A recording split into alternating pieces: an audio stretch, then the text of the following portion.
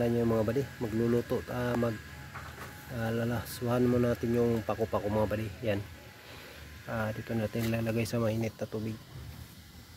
Gagawin natin ito ay salad. Yan, tapos lang natin dito para kuluan mo natin mga buddy. Yan,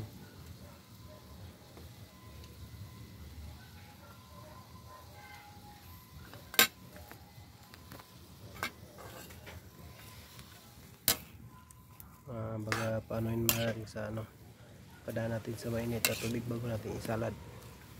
Yan. Kuluan mo natin ng saglit mga buddy, tapos bago natin hanguin para malutong pa rin yung salad natin.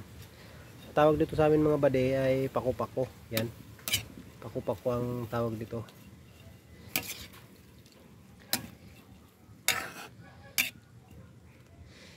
Yan, takpan mo natin mga buddy. Ricado natin mga buddy sa gawain nating salad na pako-pako. Yan, simulan natin magayat mga buddy.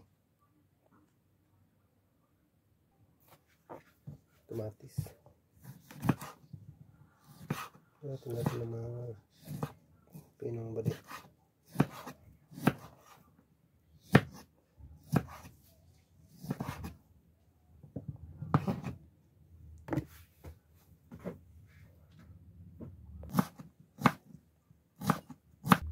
Mga buddy, magtimpla tayo, lagyan kagad natin ng ito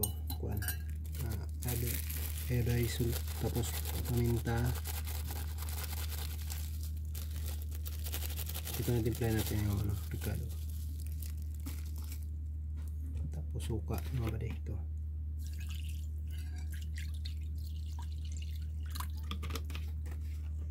tapos bitchin, ang ingredient ko mga buddy sa salad natin na pako-pako.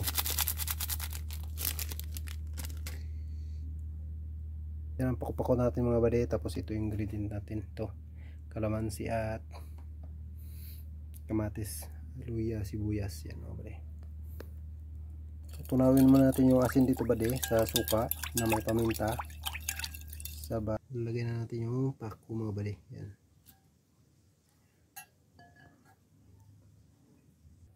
Ito na yung ating salad na pako-pako mga buddy. Ito, halo-haloin na natin ang husto para sumuot yung lasa niya. Yan, pwede na tayong kumain mga buddy.